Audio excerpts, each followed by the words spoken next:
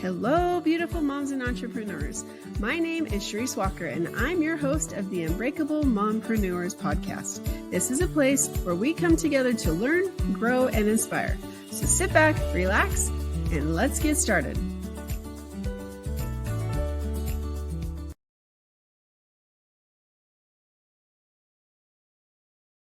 Hello, Unbreakable Mompreneurs. Do you have things that you are struggling to get started, or that you need to improve your leadership, or you have untapped potential? Well, these are some of the topics we're going to talk today about with Khiara Cureton. I'm Charisse Walker, your host of Unbreakable Mompreneurs, and let's get started. Why don't you introduce yourself to our audience? Yes, hello. I'm Khiara Cureton. I am the CEO and founder of AncHER Co. I'm a mother, and I'm an executive career and wealth coach for ambitious moms who want to land their first executive role, increase their salary by 30%, and doing it all while still thriving in motherhood. I love that, because there tends to be this mom guilt, right? That as a society or as ourselves, we place on it. Like, we want to be home with our kids, we want to do things, but then there's some of us that are career driven, and being a stay-at-home mom full time is hard, right? Yes, And yes. so what do you find that some of the struggles are that women go through that are dealing with being a mom and wanting to have a career? Sure. So I'll share a little bit more about my story. So I have always been unapologetically ambitious. I mean, I was begging my mom to get a worker's permit at the age of 15. And I just I don't know, I just always enjoyed working, and that little bit of freedom that I got from those paychecks. I would love to see what that is nowadays, and how inflation would probably eat all of that up. But I also knew that I always wanted to be a mother, right? It was just a matter of when. And so I was working in healthcare my whole career. I actually still do. I'm a vice president of operations. And at the point that we received the good news that I was pregnant, I was a healthcare consultant. And back then, right before 2020, we were doing traditional traveling. So Monday through Thursday, I was on a plane in a hotel in another city. And at that point, it really forced me to ask myself, like, am I living the life that I want to? Or if I stayed in this role and I became a mother, would I be living the life that I wanted to? And I personally just wanted to be a present mom, catching those first steps, sending him to daycare, all of that fun stuff. And so I struggled because I needed support in the way to say, hey, like, you're still ambitious. You still want to have a career, but you still want to be a present mother. And so I had career mentors, and then I had a financial advisor, but I didn't feel like I had anyone that was looking at both holistically. And so that's why I created AncHER, because I was like, there's got to be a happy medium where I'm feeling supported and challenged in my career and financially, but also allowing me to be at home. And so to your point, go through those mental questions of, what does that look like? Is it, do I need to be home for everything? Do I need to be at every practice? And I truly think it is a personal decision and personal response. What makes sense and feels good for me may not make sense for someone else. And so I kind of just ask my clients to get really quiet, which I know is very hard to do when you have children, and really just ask yourself a certain set of questions of, what do I want right now? If there was no such thing as guilt, what would I want out of life? And that's kind of my starting point with what I do with my clients, to understand what is your current state and then where you want to get to. I love that. And I think sometimes we know what we want, but we don't know how to articulate it, right? Yeah. Our gut tells us where we want to be, where we want to go, but Yes. having somebody to bounce that off of that's experienced in that is very helpful. Yes. So how do you find your clients? So generally, it is a lot of referral based. I've gotten a couple of clients off of social media, but I am so I only take on 4 clients a quarter. I am not a big shop where we're pumping through 20 clients at a time. Our signature program is a 12-month program, so it is very long, because nowadays, in order to get a job, I mean, the minimum, unless you know somebody who's going to just get you right in, is at least a minimum of 6 months. But I do a lot of more of the internal work. Like you said, like, I love what you said about trusting your gut. our bodies intuitively tell us what we want. We just have to get quiet enough to listen, right? So all that said, it is very high touch. And so it is a lot of referral based. And I do screen to just make sure, you're in the right place to be coached, because it is pretty hands-on, and I don't say intense is not the right word, but it will start to unveil some things for you. You just have to be ready to just put in the work. I love that. And 4 clients, I mean, that's not a lot, but if it's a 12-month, you still have the other clients that you're dealing with. Correct. Yes, yes. And I do that because, I've played around with the idea of a group coaching program, which will maybe come down the road. But right now, again, like, I am helping women land their first executive role. So a lot of the times it's a lot of mindset work, and we just, we're human. We don't change overnight. And uncovering our money stories and, understanding how and why we're responding to certain things in our careers. It just takes time. And it's so true. And I think that, I mean, our family and how our parents, like their careers and what you saw growing up, you think, well, let me just give an example. I remember my dad made like $120,000 a year, right? Mm-hmm. So when I hit that number, I'm like, I've arrived, right? Yeah. But $120,000 30, 40 years ago is much different now. Right. And I was listening to a radio show today where the lady's talking about how her jeans, her $75 jeans, are now going to be $150 because of the tariffs and different things. And yes, they got talking about, well, how much would you be willing to pay? Like, what's your cutoff for a pair of jeans? Mm-hmm.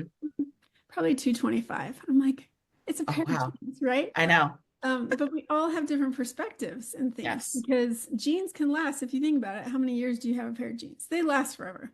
Right. So paying some money, I guess, isn't a big deal, but it's all about perception. Because I'm like, well, how much am I willing? $50 is more than I want.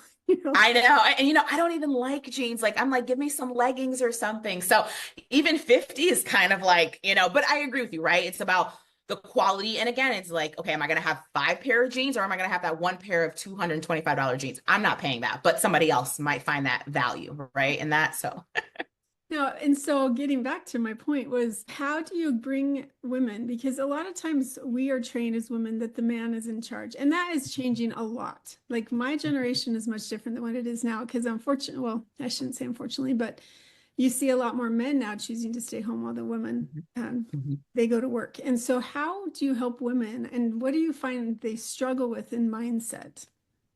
Yeah, absolutely. I mean, you hit the nail on the head with the societal norms, right? There's still a lot being fed to us about, we're not good if we're not at every single thing, or you should take off X amount of years to raise a kid. And look, if you have that ability to do so, and your retirement accounts are still growing and all of that, I totally support that, because it is truly hard, especially those first couple of years when you're transitioning. However, there are lots of studies that do show women lose a lot when they get out of the workplace, right? Unless they have some really great financial systems set up for them, whether taking a step or a pause. And so again, it's kind of just getting back to, what do you truly want, right? Like, do you want to be out for 2 years? Do you want to be out until middle school? And not comparing ourselves, especially with social media nowadays. We see all the influencers, and it's like, oh, I wish I could sit at home and, build Easter bunny cakes all day, or whatever your thing is, right? And so what I always remind my clients, and I had to honestly remind myself of this too, is that my son's going to grow up, right? So he's 5 now, or he's turning 5 shortly. He's going to be 18 soon. So then what am I going to have, right? Like, what is going to be my thing once, my level of motherhood changes, because he's grown into a young adult at that point. And what do I want that to look like? And so I just say, get really honest with yourself and with your partner or your spouse, and just truly say, there's a couple things, right? Like, what can we afford to do? What can we not afford to do? And then just getting really clear on what you want, because I know it's so easy as a mother to put the needs of everyone else before your own. But it is true, your identity. For the longest time, I used to be a college director, and that's how I would tell everybody that. And I'm not telling you that right now, but only to give you an example, right? But then I switched. I never would have thought where my businesses that I do now, because they don't need a college education, which is what I was so big on. And so I think that we do have to be honest with ourselves. I used to want a PhD, and although I still want it, it's like, I don't need it for what I Right. do. So it'd be a lot of time, and that's time taken away from my family. And so I think sometimes that we as women, we tend to blame, um, Mhm. or like, well, I didn't get to do that. Like as you get Mhm. older and your kids are going, well, I didn't get to do that because, and they come up with excuses where I'm Mhm. just like, embrace it. Embrace Yeah. it. You don't need to blame anything. If you don't want to do that, just be honest with yourself. I don't want to Right. do that right now, or I'm not okay with that. Or Mhm. if you have this cultural norm where you're supposed to stay at home with your children, but you're not that type of person, be Right. honest with yourself because your kids are going to see that you're miserable. Yes. Yes. And to me, that's a better example of showing them your passion. And if you can find what you're passionate about and still have that relationship with your kids. Absolutely. And I think you would be doing a disservice to yourself and your family if you didn't step into what you truly wanted to do. And we're just, kind of going with the flow and the grain of what everyone else is doing. I agree. So usually this podcast is about entrepreneurs, but Yes. women who are just starting out, they might not be able to. And so Sure. they still have their W-2 and they're like, well, this Mhm. is my dream thing I can still work on. Mhm. So those people that they need to elevate because obviously prices are higher now. What are some of the key steps to getting ready for your first executive leadership role? Yeah, so there's a couple of steps. The first thing I always like to start with is mindset. What are those things that you're telling yourself or not telling yourself? I said this to someone else. I was like, trust me, you're an executive. Are you negotiating with your child about eating fruit snacks at 6 a.m.? Are you negotiating that they can't go to a party across town? Like, trust me, you have the skills, the time management skills, the negotiation skills to be an executive, right? But I feel like for women, and there's studies around this as well too, we don't apply for roles until we hit every single bullet point, right? Mhm. Whereas the man is 60%, right? So they just need 6 out of the 10 and they're in there, right? And so I say all that to say that you really have to believe in yourself and just step into the role. Even if you don't have that title yet of senior vice president or whatever, your executive role is within your industry, you have to believe that you can get there. So one, that's mindset. Mindset is huge. And that's career mindset, money mindset. And to speaking to money mindset, I always want to get very clear with people. I do a lot with the personal finance as well to understand what is your money story, right? What are those things that you're carrying with you from, your parental figure, your mother, your father, your aunt, whoever raised you? What are the things that you're carrying from that past into current state, and is it helping you or is it hindering you from asking for that salary bump, or wanting to apply to another role that makes more sense with a little bit more money, right? Mhm. And so starting at baseline, and then the next thing we do is once we do a little bit of visioning and dreaming and being realistic with ourselves and listening to our gut, it's about creating that plan, right? And so to your point, for those who are transitioning from or desiring to transition from the W-2 to full-time entrepreneurship, maybe that's a 2-year plan, right? Maybe it's a 6-month plan. It is very personal, but you have to sit with yourself and say, okay, what can I do right now? And what is the gap, right? And build a plan to fill in that gap and to get you to the other side of that. And then thereafter, it's really about just continuing to push through the plan, because women, we love a good plan, right? We love a nice little pretty plan, but the follow through is one thing that I also help my clients with, because a lot of the times that doubt, that guilt starts to creep in, and then we get small again. Yeah. So getting clear, creating the plan, and then following through with the plan is what I recommend. And you don't have to do this overnight, right? Small steps lead to big action, in my opinion. We've got a lot. We're managing ourselves, a family, a business, a career, whatever that is for someone. And it's okay. Just take those little steps and it'll get you ultimately to your goal. I love that. And I think that we need the cheerleader, someone like you, Yes. because we're the cheerleaders. Like my husband, he lost his job last summer, got Mm-hmm. another job, but he went to apply and he's like, I'm not qualified. I'm like, it's Mm-hmm. okay. So Yeah. he was super nervous to go on this, and because he didn't have this one skill that he didn't even Yeah. know anything about. He's like, I'm not going to get it because I don't know that. Well, they gave him the job, Yep. we interviewed all these people. That one thing you can totally learn it. It's all about making sure that you fit with our culture, which Yes, culture. I was going to say culture is usually the biggest driver. I mean, some things, yes, I cannot go from an accountant to a neurosurgeon. right. Yes, some things just don't make sense. But a lot of the times I would lend to say that it's a cultural thing. And if you are willing to learn, Mhm. you could probably do a lot of these jobs. True. This is very true. And I think that that's the part is that we are cheerleaders to everybody else, but we need Yes. somebody telling us you can do it. You can do it. Yeah. Yeah. And I mean, listen, I'd love to help as many clients, but honestly, take an evaluation of your circle, right? Who are the people, the mom friends, whether they're entrepreneurs or just moms and careers or whoever they are, family, are they supporting you? Lean on them as well and make sure that they're speaking positivity around you as well. But again, would love to, as a coach, support in that way as well. But you're probably going to talk to your circle a lot more than you'll talk to me. So making sure those people are on your side as well. I love that. So what's the biggest leadership myth that's holding women back? I would say there's a couple that come to mind, but the biggest one that I often help women work through is around, I'm not qualified enough, right? And that's not just meaning skill set, right? That can mean years of experience.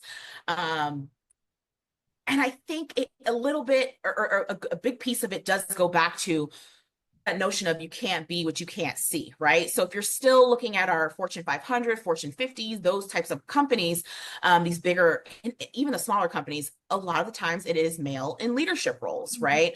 At the very top. And so I think not being able to see someone who is a woman, who is a mother, I think that's hard because again, it's like, well, that must mean it's not doable, right?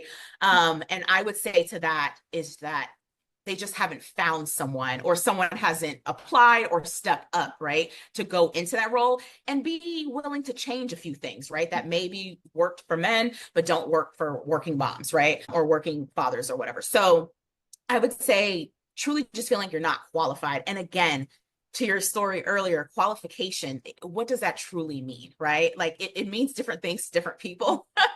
And I'd argue to say, like, I encourage women all the time. I'm like, if you say that you want to be vice president of XYZ nonprofit, let's look at the qualifications that they're putting out there, but then let's take your current experience. And even if you haven't used a particular program, what's another program you've led or another Excel skill that you have? And how can we translate that to speak to that particular qualification?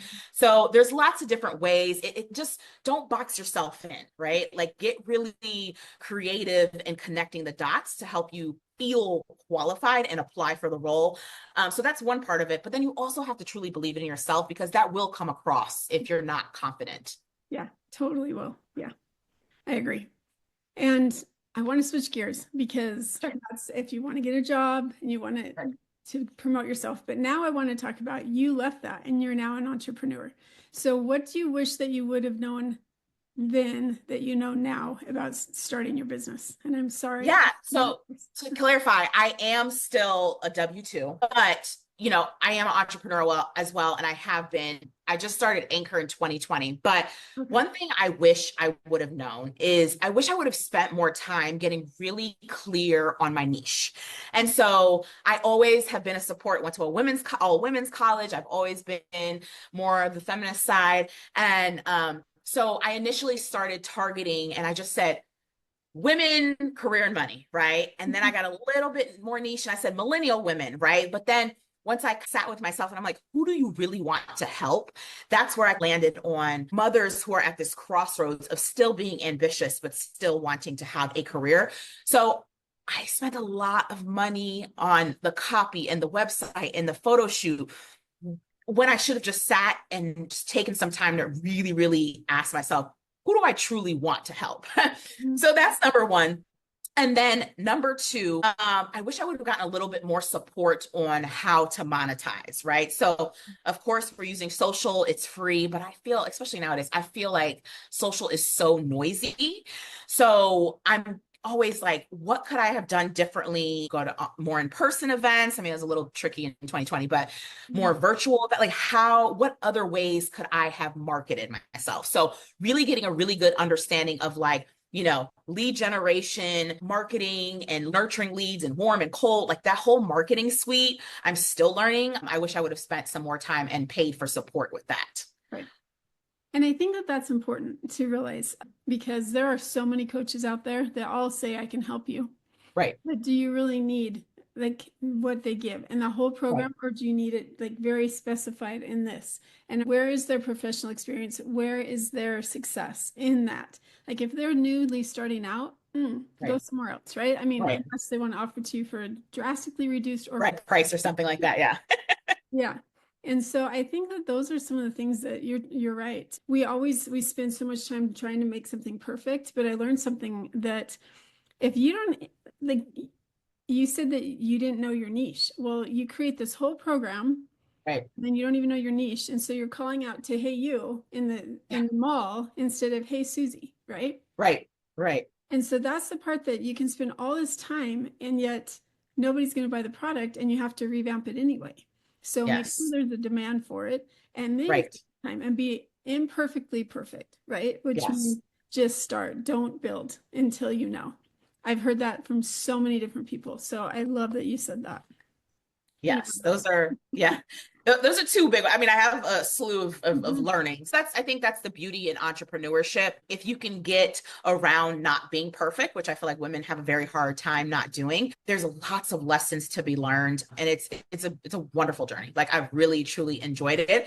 And then also to the intertwining the motherhood piece of it as well, too. I've never felt like I had to choose one or the other, you know? Sure, are there late nights after I put him to bed? Yes. Are there weekends that I had to fly out for a speaking engagement so I'm there on time for Monday? Yes. But again, that's why I've loved this part of entrepreneurship, because I get to choose what I want to do or not do and invest my time in or not. So that's what I love about entrepreneurship. Oh, I love that.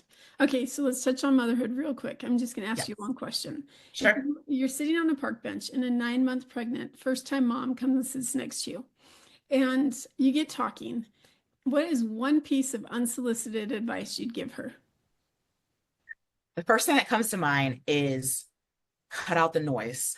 Listen to your mama intuition, because you're going to get fed a lot of opinions, but ultimately you know best. I love that. Well, Khiara, if our listeners wanted to find you, how would they do that? Yes, you can follow along. My website is www.anchor, and that's AncHERCO.com. Or you can follow us on Instagram at the AncHER Co as well. So I'd love to support you in any way that I can, whether it be the career side or just chatting more about entrepreneurship and motherhood. So thank you so much. Thank you. And thank you for being on. Yeah. And moms and mompreneurs, you can do what you set out to do. We talk about that you have to envision it. You have to believe in yourself and have the confidence, but you deserve what you want and go after it. Go out and make it a great day. And if you like this, please subscribe and share. Beautiful moms, remember, you are unbreakable. Keep illuminating the world with your strength, pursuing your dreams, and reveling in the splendor of motherhood. This is Charisse Walker, bidding you farewell for now. Stay tuned for more empowering conversations on the next episode of the Unbreakable Mompreneurs podcast. Until then, keep shining bright. Signing off with love, Charisse Walker.